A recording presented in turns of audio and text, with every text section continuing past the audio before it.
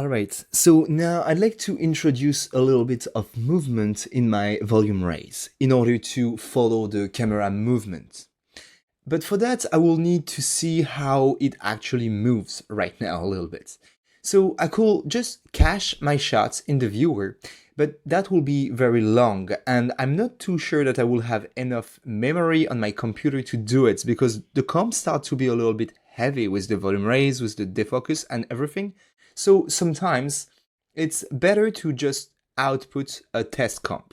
And this is what I'm going to do here, to output an image sequence that I could cache easily just to see what is going on in my shots. So I will hit the W key to create a write node that I will plug at the end of my comp, and I will navigate to where I want to save that guy. So I will save it to the material folder, and I will create an output folder and another folder that I will call test comp. I will hit OK, and I will name my file the same way, test comp.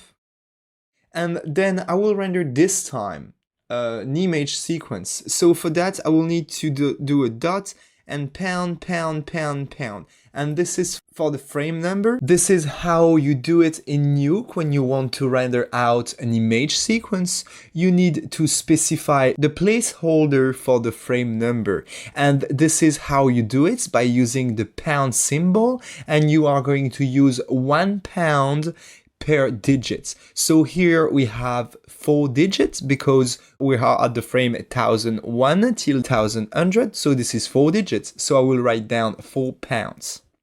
And then I will specify the file extension. So in my case, EXR. So one more time, it's file name dot pound signs dot extension. And I will click on save. And now I will simply hit the render button from the right frame range from 1001 to 1100. I will hit OK, and I will pause the video and come back when it's done. See you there. Alright, the render is done. So a little trick to go directly to look for the file you rendered. You can select the write node and hit the R key to create a read node, and if you selected the write node before, it will jump directly to the folder where you rendered that node here. So I could select that guy and click on open, and that will create the read node. So I will hook up my viewer to it, and now I can easily cache that read node. So I decided here to render an EXR sequence, but for a test comp like that, you can decide to render whatever you want, a JPEG sequence, for example, or even a movie file. We could have as well render a smaller resolution to go faster, but I tend to render my pre-comp, my test comp, at the maximum resolution with a good file format to be able to see details and to be able to judge properly my work.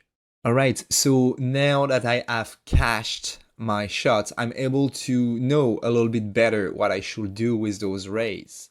So first of all, I will need to animate the position of emission of those rays according to the position of the sun, and that will help a lot selling the effect.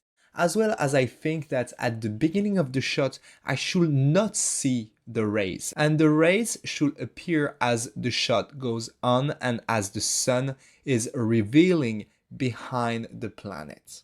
So let's move on to the next clip and start animating the position of the rays according to the position of the sun.